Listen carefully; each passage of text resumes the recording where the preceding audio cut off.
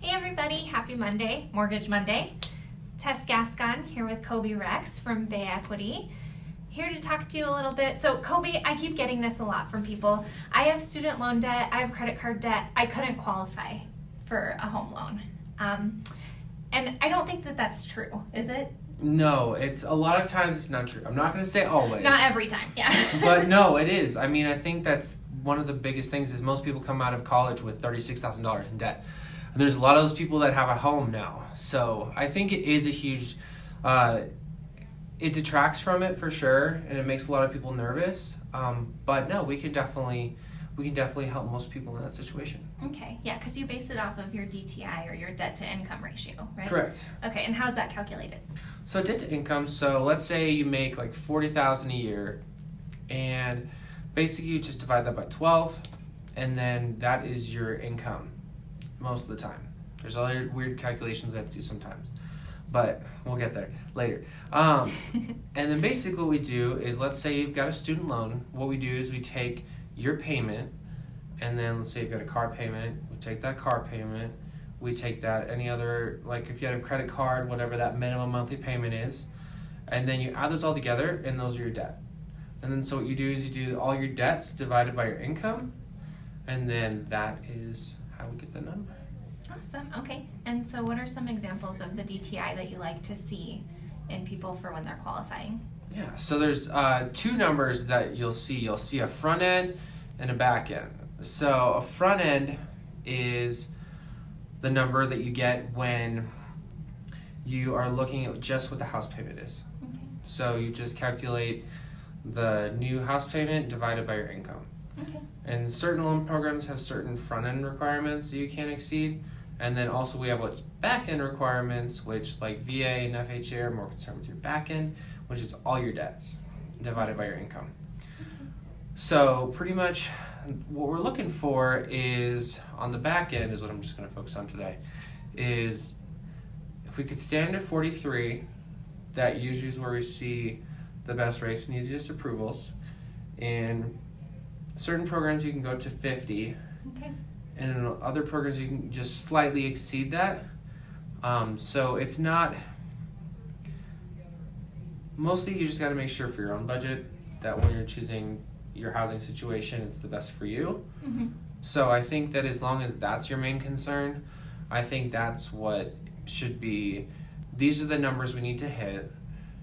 And I think a lot of times with some people have deferment and stuff like that, and that's not abnormal at all. And we have ways to calculate that and stuff. So I really think that the best part about getting into a home on the buying side is you're locking in that expense. Instead of with rents changing as much as they do, I think in Colorado Springs it went up like 5%. Oh my gosh, yeah. Mm-hmm. Yeah, it was crazy. It's nuts, yeah.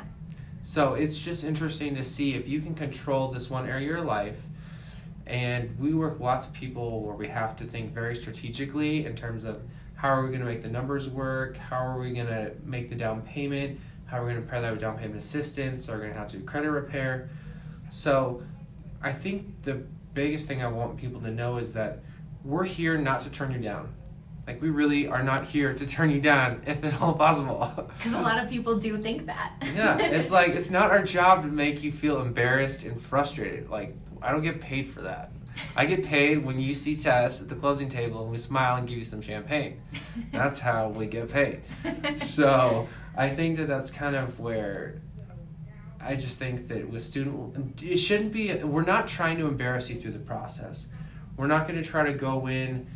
I also am going to ask you, do not try to pretend I cannot read a credit report, because I can read a credit report really well.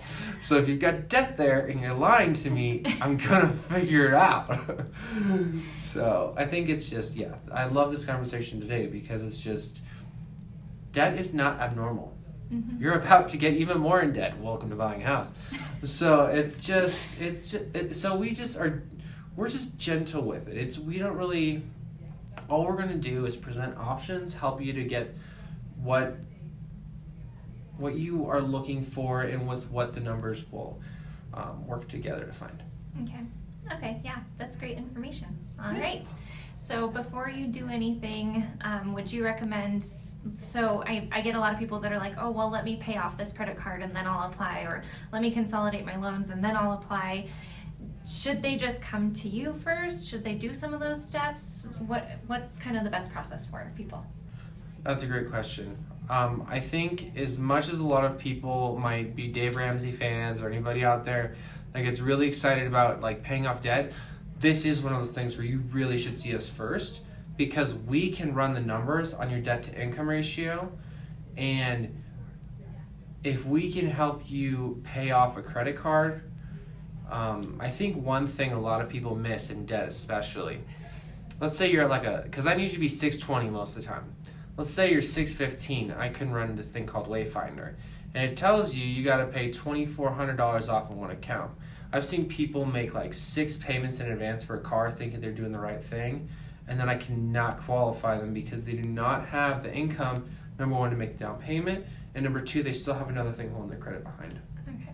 The two parts, for the two parts of it, with both paying off certain debts to get the income ratio to look right, and also with making sure that we are okay when it comes to your credit score, that is definitely the reason why you want to talk to either me, Shelly, or Liz, and we will take care of you. Awesome. Okay. So, if you have any other questions or any concerns about that, definitely reach out to all the team at Bay Equity. Kobi's phenomenal. And hopefully Tess is phenomenal. we look forward to hearing from you and working with you soon. Happy Monday.